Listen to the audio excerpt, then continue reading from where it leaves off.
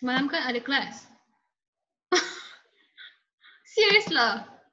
Ayo, macam mana ibu tahu? Kan Kak Juliana bagi WhatsApp. Oh, okay, tak apa. Nanti kalau you nak tengok BM tu, you cari dekat YouTube lah.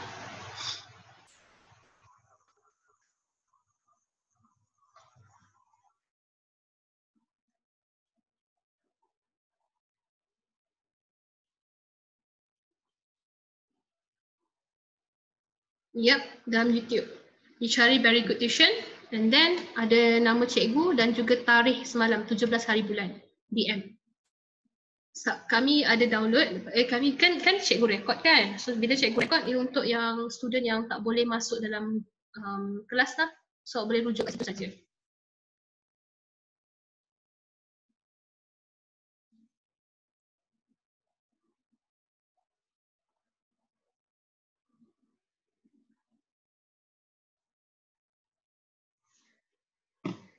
Okay, tadi BI berapa orang? Cukup tak ni? Kalau cukup, cikgu teruskan kelas hari ni. Siapa yang datang?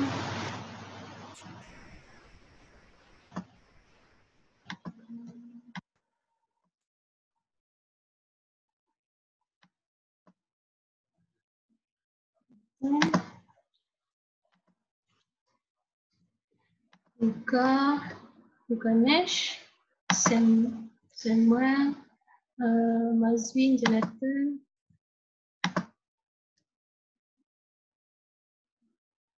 Okay.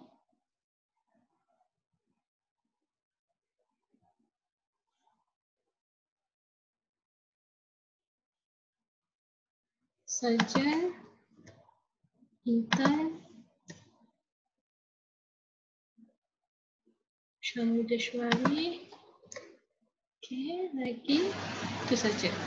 1, 2, 3, 4, 5, 6, 7. 4, 5, 6, 7. Okay. So 7 orang. Okay, so cikgu mulakan. Hari tu kita stop dekat nota kan lagi? Masih nota lagi kan? Okay, so kita stop kat sini hari tu. Kedudukan karbon pada sini kat logam. Okay.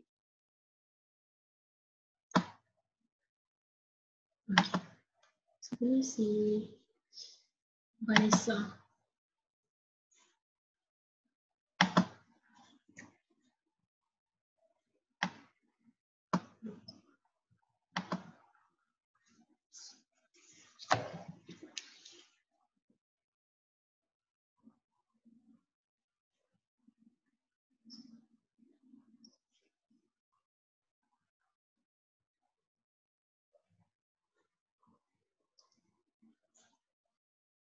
Hai.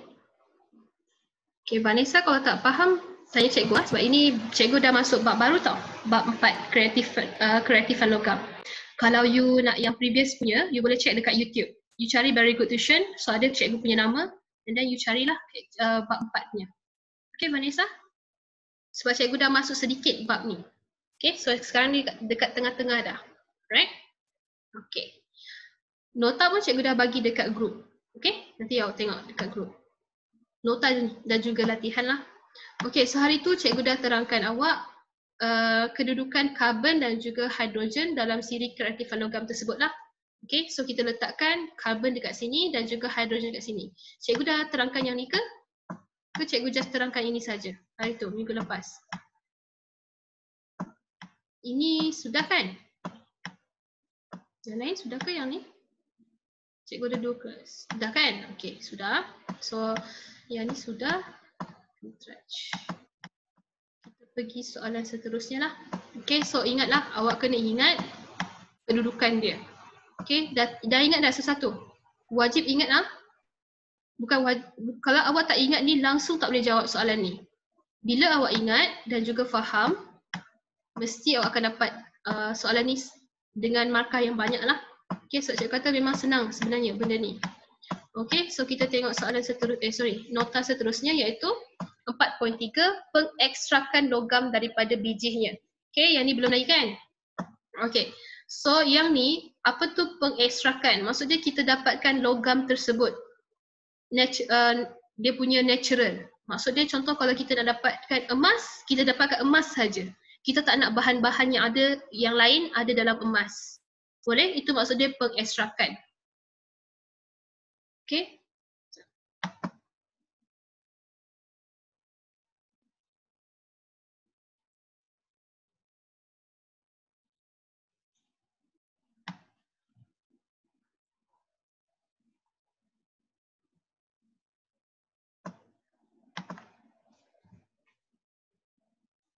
Right.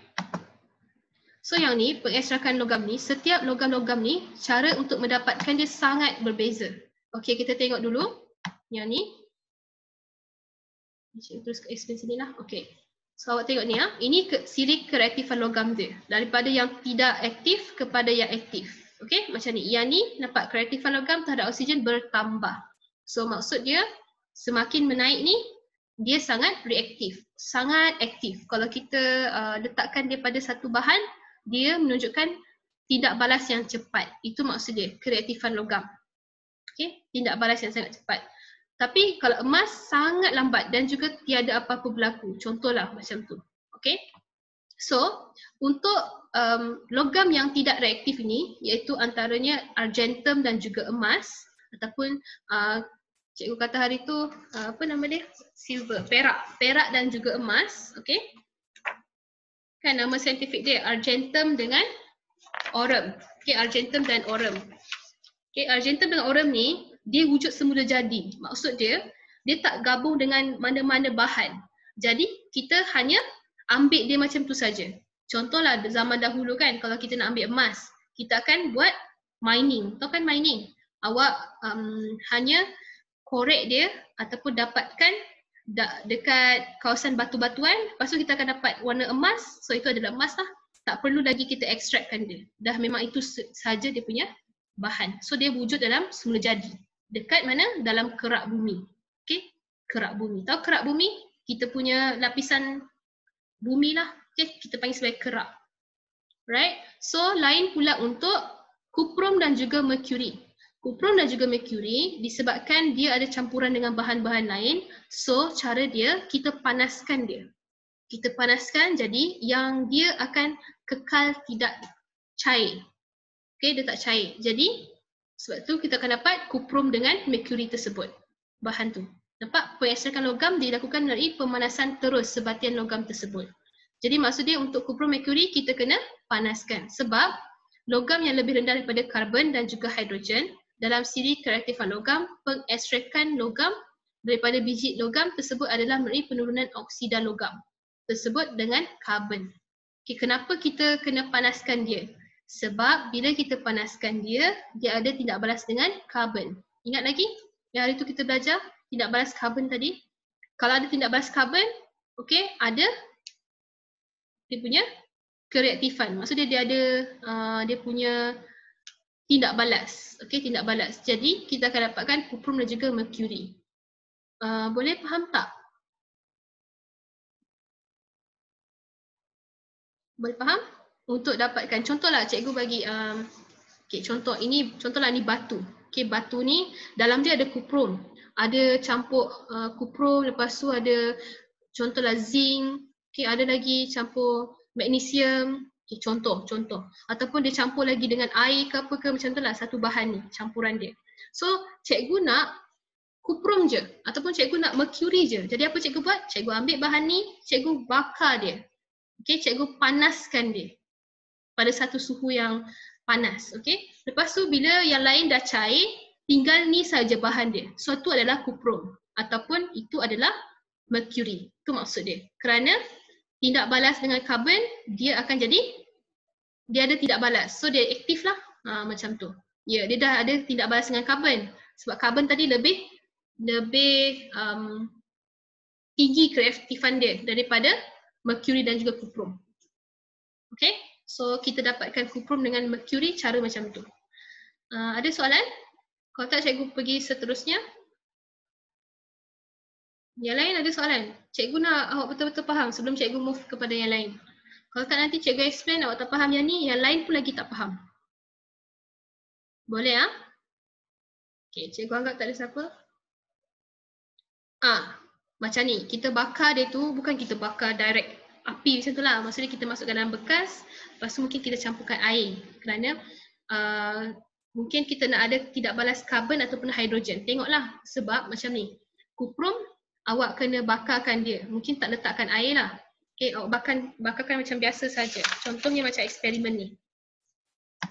Contoh ah.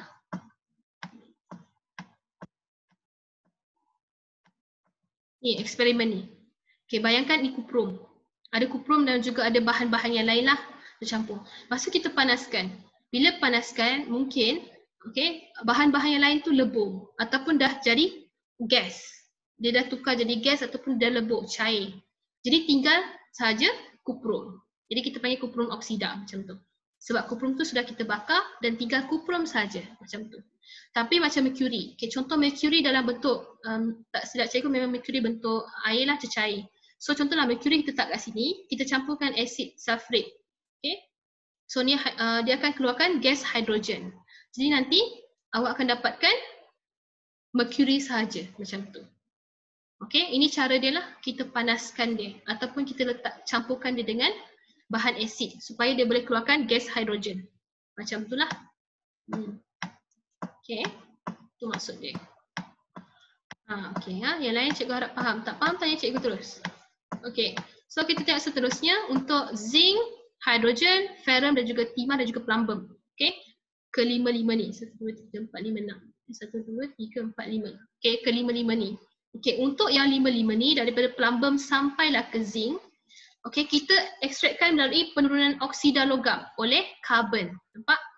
Okay, tadi kita panaskan sebatian tersebut, tapi ni kita campurkan dengan kita ekstrakkan dengan penurunan oksida. Maksudnya kita campurkan dengan karbon. Karbon saja, tak campur benda lain. Kita campurkan dengan sebut karbon, kita campur. Okay, lepas tu nanti dia akan terus terdioksida. Macam tu saja. Okay? Boleh? Okay, yang ni tak payah pening kepala. Awak just hafal saja cara macam mana nak dapatkan benda ni. Tu je. So awak hafal macam ni. Plumbum sampai zinc, cara dia ekstrakkan melalui penurunan oksida. Iaitu kita campurkan karbon. Manakala tadi macam argentum dengan aurum, emas, dia wujud secara semula jadi. So tak payah ekstrak. Macam tu. Okay. Kemudian kuprum dan juga merkuri. Cara dia kita panaskan untuk dapatkan terus sebatian logam tersebut. Ya, kena hafal. Kalau cikgu tak boleh hafal macam tu saja. Cikgu kena faham juga kenapa. Sebab tu tadi cikgu explain kat awak. Kenapa macam ni? Okey. Lagi satu pula, macam mana senang awak hafal. Awak tengok pula. Dia ni kereaktifan dia. Tengok ah. Argentum dengan emas. Reaktifan dia sangat tidak tinggi kan? Dia lemah. Sebabkan tu kenapa dia lemah? Sebab dia wujud semula jadi. Dia tak perlu dah kita panaskan ke apa ke semua. Memang dah semula jadi. So that's why dia tak ada apa-apa tindak balas kalau kita letakkan dengan karbon ataupun hidrogen macam tu. Okay. Manakala untuk kuprum dan juga merkuri, dia dah ada campuran dengan bahan lain. Jadi untuk kita dapatkan bahan tersebut, kita hanya panaskan saja. Okay, macam tu. Awak hafal macam tu lah. Oh, okay, sebab dia kurang sikit je reaktif dia. So dia hanya kena panaskan saja. Tapi kalau zinc sampailah plumbum, cara dia, yang ni kita kena ekstrakkan dia dengan letakkan karbon supaya boleh turunkan oksida dia, oksida logam dia. Macam tu. Hafal macam tu je lah. Ingat macam tu. Fahamkan kenapa. Okay, sebab tu cikgu explain kat sekarang ni. Bila cikgu explain, awak tak faham, cikgu ulang balik. Jangan risau. Okay, boleh? Tak apa, yang baru masuk mungkin awak rasa macam apa cikgu cakap ni kan. Nanti tengok balik yang previous cikgu punya teaching. Awak akan faham tu nanti. Okay, previous nanti. Okay, Vanessa nanti tengok balik cikgu punya dekat YouTube. Cari je, very good tuition. Yang lain pun kalau nak lagi jelas apa yang cikgu cakap minggu lepas, tengok balik kat YouTube. Okay? Alright. So kemudian kita tengok pula. Okay. Okay, dekat sini tampak tak dia kata zinc ni merupakan logam yang boleh diekstrak daripada oksida atau sebatian logamnya melalui elektrolisis atau penurunan dengan karbon. Jadi awak kena ingat, zinc ni dia boleh dua. Antara kita ekstrakkan melalui penurunan oksida ataupun kita gunakan ni, elektrolisis. Ingat lagi elektrolisis masa awak sekolah, bukan, awak form 2 ke form 1? Ya, form 1. Okay, dalam subjek form 1. Elektrolisis Ingat lagi? Ingat lagi? Siapa tak ingat? Electrolysis. Electrolysis ingat kan? Kita gunakan bahan logam tersebut, kita letakkan di dalam secair. Cecair tu kita panggil sebagai electrolyte. Okay? Sebab cecair tu dia boleh mengalirkan arus elektrik. Awak hanya letak dua-dua tu, kita apa cikgu lukis supaya awak ingat balik. Kena ingat juga electrolysis ni. Bila ada gambaran baru awak tahu, oh yang ni. Okay? Electrolysis tu macam ni. Ingat lagi ada dua logam. Okay, bayangkan. Okay, bayangkan ada dua logam kat sini. Okay, satu kuprum. Satu lagi mungkin kuprum dengan plumbum. Okay, kuprum dengan plumbum. Kemudian cikgu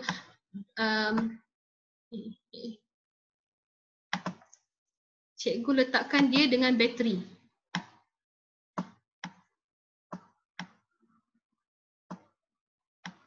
Mesti kena ingat yang ni electrolysis.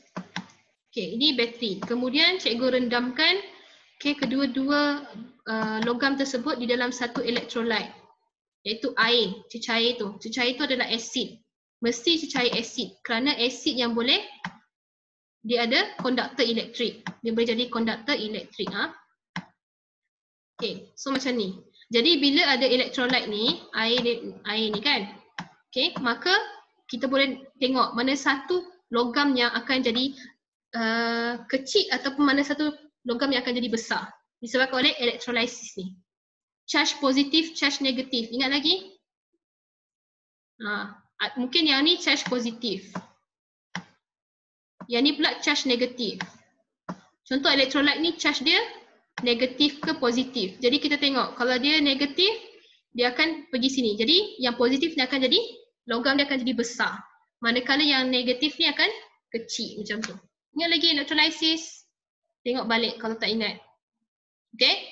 So yang ni electrolysis ni, untuk aluminium, magnesium, kalsium, natrium dan juga kalium, ini cara dia. Kita ekstrakkan dia gunakan ni, ekstrak electrolysis. Maksudnya logam ni akan lebur. Sebab tu tadi cikgu kata mungkin yang ni, logam ni akan jadi nipis. Kenapa dia nipis? Sebab dia dah lebur. Bila lebur, kita dapatkan dia punya logam yang betul. Macam tu.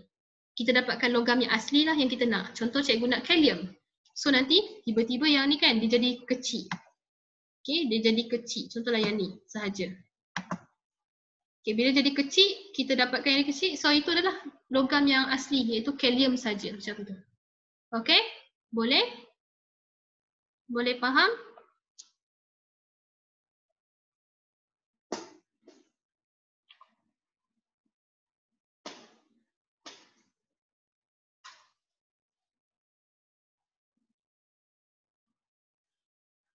Okay, right. Senang je, seriously, ini senang saja. Okay, ingatlah zinc boleh dua-dua. Gunakan electrolysis ataupun ekstrak melalui penurunan oksida. Okay. Okay, so kita pergi soalan seterusnya. Yang ni, soalan ni dia akan tanya awak kadang-kadang, contohlah dia bagi awak satu logam dan dia tanya awak cara macam mana nak ekstrakkan dia. So, jawapan dekat sini saja. Okay, jangan risau, dia takkan tanya soalan lain lah.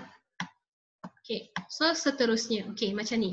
Yang ni pula, proses pengekstrakan besi melalui penurunan oksida besi dalam relau bagas. Okay, yang ni adalah eksperimen, bukan eksperimen. Ini adalah realiti. Maksud dia zaman sekarang cara macam mana didapatkan besi. Okay, nampak tak kat sini? Mana besi? Besi mana satu? Apa nama besi?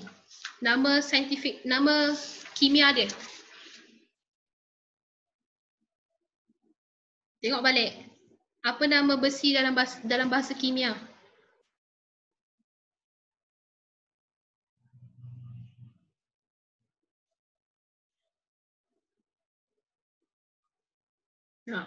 Takkan tak tahu.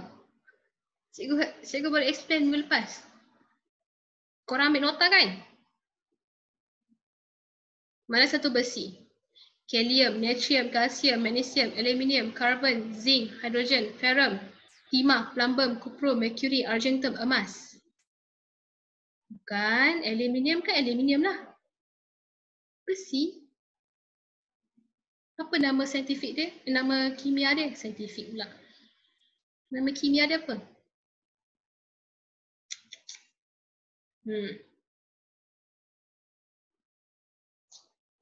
Tak ingat? Ya, ferrum. Yakin? Cikgu, ferrum cikgu. Macam tu. Ya, ferrum adalah besi. Nama kimia dia ferrum. Nama yang kita kenali adalah macam tu. Yang kita kenali ferrum adalah nama dia besi. Macam tu. Okay? So macam ni tengok ferrum macam mana kita dapatkan ferrum? Kita ekstrakkan dia melalui penurunan oksida. Okay, maksudnya kita campurkan, kita panaskan dia campur dengan karbon, lepas tu kita akan dapatkan bahan tersebut macam tu. Okay? Okay, so ini dia tengok dia tunjukkan awak salah satu cara dia macam mana dia gunakan yang ni antara keempat-empat ni. Okay, dia tunjukkan awak satu saja iaitu besi.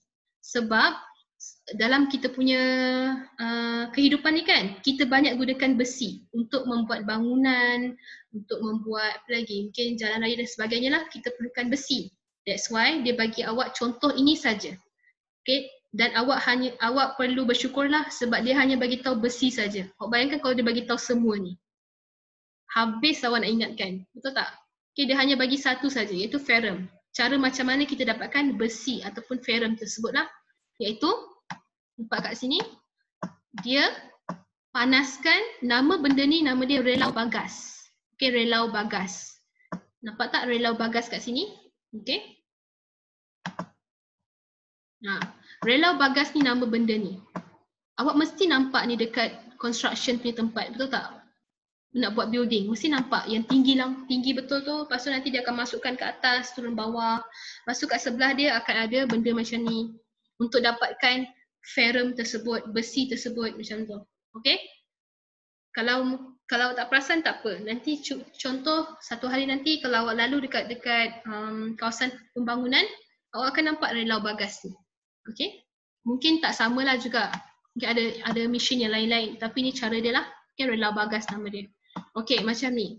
Relau bagas ni adalah satu mesin kita gunakan untuk dapatkan ferrum. Okey, dengan cara dia kita campurkan dia dengan karbon untuk kita dapatkan penurunan oksida dia. So that bila dia turun oksida dia dah terbakar, so oksida dia dah keluar, kita akan dapatkan solid besi yang kita nak. Okey? So, macam ni. Okey, nampak tak kat sini? Dia ada step 1. Okey, ini cara yang pertama, lepas tu kedua. Okey, kedua yang ni, kemudian ketiga yang ni, lepas tu keempat yang ni. Okey. So boleh ingat tak yang ni susunan dia? Nombor 1, 2, 3, 4. Sebab cikgu nak pergi next page. Next page dia terangkan satu, one by one.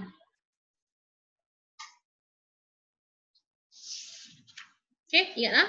Nombor 1 tadi atas. Okey. Nombor 1 ni macam ni.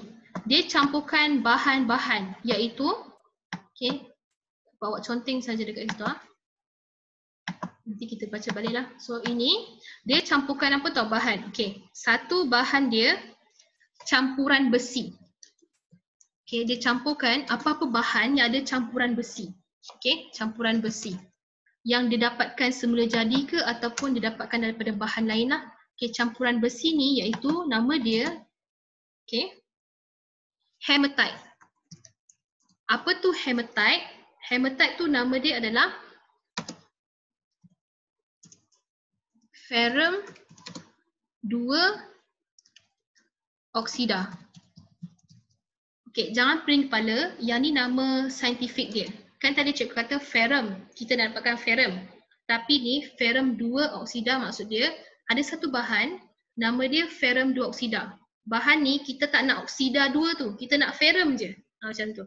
So nama dia kita kenali sebagai hematite. Boleh. Nama panggilan dia hematite. Tapi nama kimia dia ferrum 2 oksida. Boleh?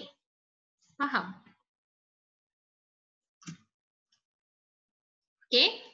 Boleh lah, cikgu harap korang faham. Tak faham, tanya cikgu. Kemudian, dia campur lagi satu bahan. Tak faham? Okey, macam ni. Okey, vinitrage. Nama panggilan awak, vinit. Betul tak? Ataupun Raj. Contoh, betul tak? Vinit ataupun Raj, ya ke? Nama panggilan. Okey, tak faham tak apa. Okey, macam ni. Okey, contohlah nama cikgu Vijay. Okey. Okey, contoh nama cikgu, nama panjang cikgu Nur Syaira binti Nisham. Nama panjang cikgu. Tapi awak kenal ni cikgu Syai. Betul tak? Okey, macam tu lah juga. Nama cikgu, nama saintifik, nama kimia dia ferrum 2 oksida. Tapi kita panggil sebagai hematite. Boleh? Kenapa kita ambil ni campuran besi lah. Hematite ni campuran besi. Tadi kan contohlah awak pergi mining. Awak pergi mining. Okay, cikgu kata contoh, Intan, cikgu nak hematite. Awak pergi cari hematite sekarang. Contohlah dia pergilah dekat kawasan bukit-bukit, dia korek-korek dapat hematite. Hematite tu kita nak masukkan dalam relau bagas ni sebab cikgu nak besi saja. Macam tu. Tu maksud dia. Okay? Faham. Right. Okay, faham lah. Okay, tak faham tanya je. Cikgu akan ulang balik sampai awak faham. Jangan risau. Okay, kemudian kita tambahkan dengan, okay, tadi hematite. Nama ferrum 2 oksida. Okay, kemudian nama ferrum 3 oksida pula kita kenali sebagai magnetite. Nama dia magnetite, tapi nama kimia dia adalah ferrum 3 oksida. Okay, ferrum 3 oksida ni. So contoh, cikgu kata, okay, Mazwin pergi cari pula magnetite. So Mazwin cari juga magnetite tu. Sebab kita nak campurkan campuran besi ni dalam relau bagas ni supaya dia cair dan jadikan hanya kita dapatkan dapatkan ferrum saja macam tu. Okey, boleh faham. Okey. Ya. Lepas tu kita kena campurkan juga dengan, okey, yang ni pelik sikit nama dia. Tapi ada juga nama bahan lah, akok. Okey, akok ni dia adalah karbon, sejenis karbon. Okey. Akok ni karbon. Tadi kan kita tengok, nampak tak ada kata campuran karbon, betul? Kita campurkan ferrum dengan karbon untuk dapatkan ferrum yang asli, yang kita nak, macam tu. So kita kena letakkan sejenis karbon. Nama karbon tu akok. Okay, akok. Right. So akok kita campurkan dan juga kita kena campurkan lagi satu bahan iaitu batu kapur. Okay. Kenapa kita kena letakkan batu kapur ni? Kerana saya tulis batu kapur. Batu kapur ni tujuan dia adalah untuk menyerap benda asing. Dia serapkan benda-benda yang kita tak perlukan. Dia hanya bagi kita bahan yang kita perlukan sahaja. Itu batu kapur. Tujuan kita campurkan kat sini.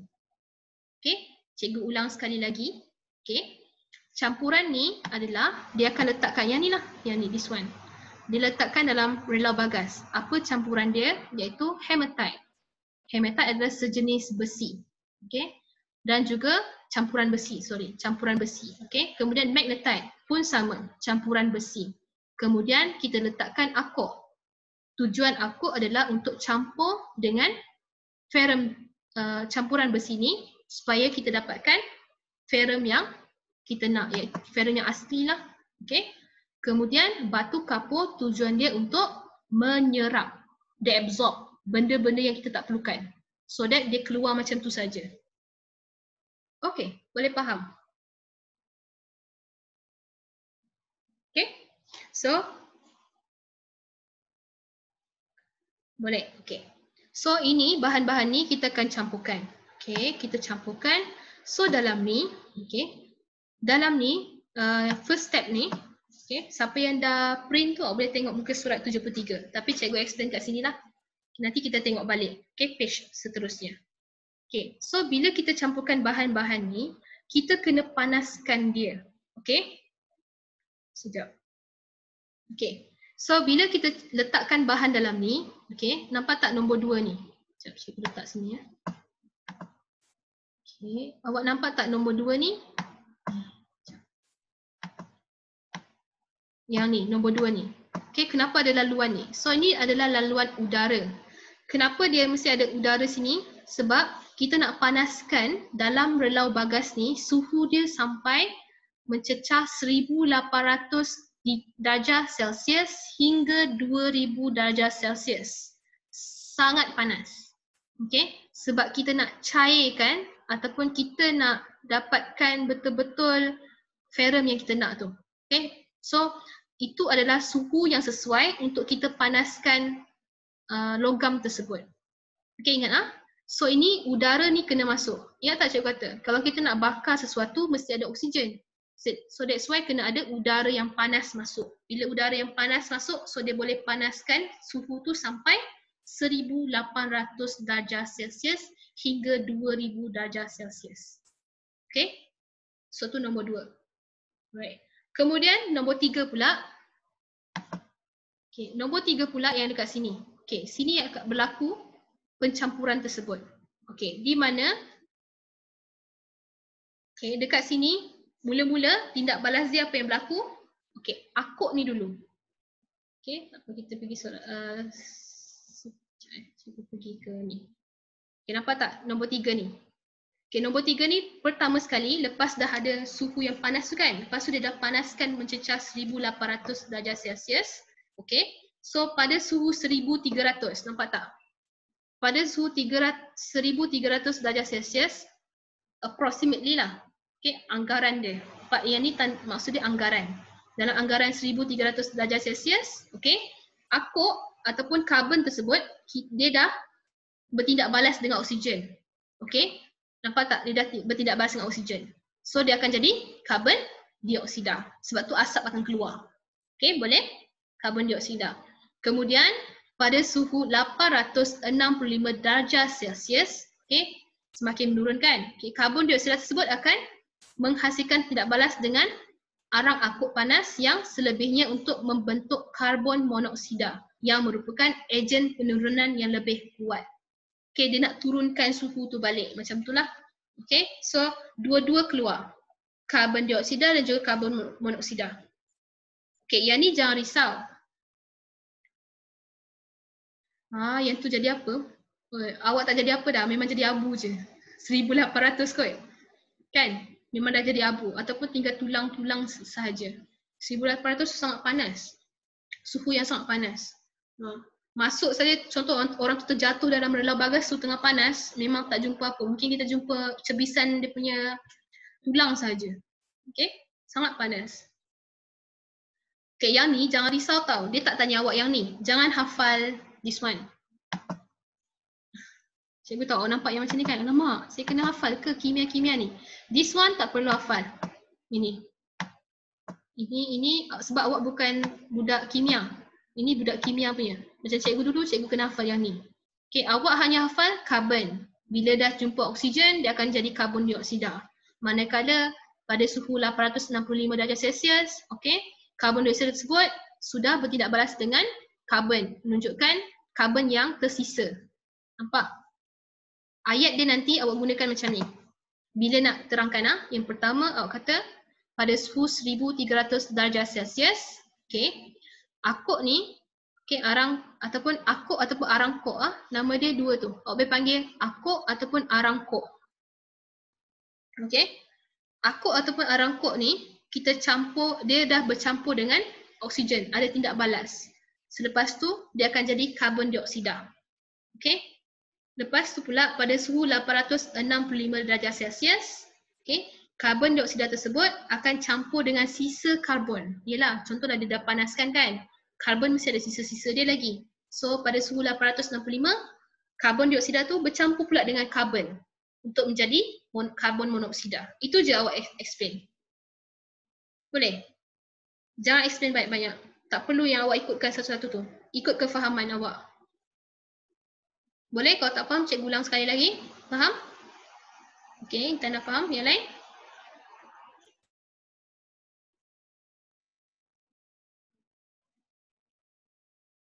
Boleh? Okey, ulang. Okey, cikgu ulang sekali lagi. Macam ni. Okey, cikgu ulang sekali lagi ya.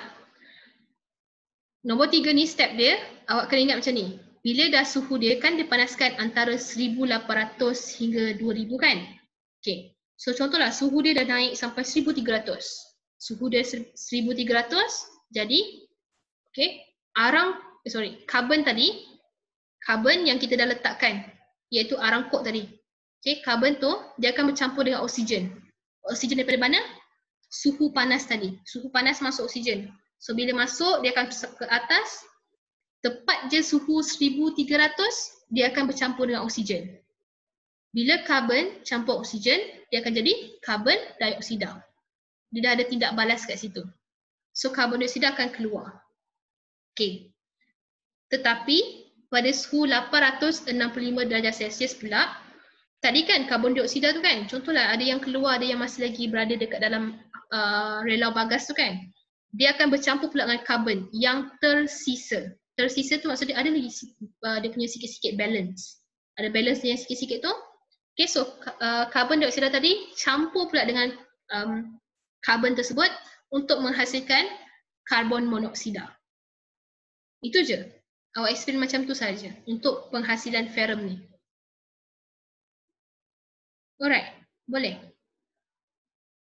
Ini untuk menghasilkan ferrum tau. Step-step dia. Step one by one. Jadi awak kena explain tadi tu. First step, karbon, oksigen, karbon dioksida. Second step, dia dah tukar karbon dioksida kepada karbon untuk jadikan karbon monoksida. Okay. Kemudian kita tengok pula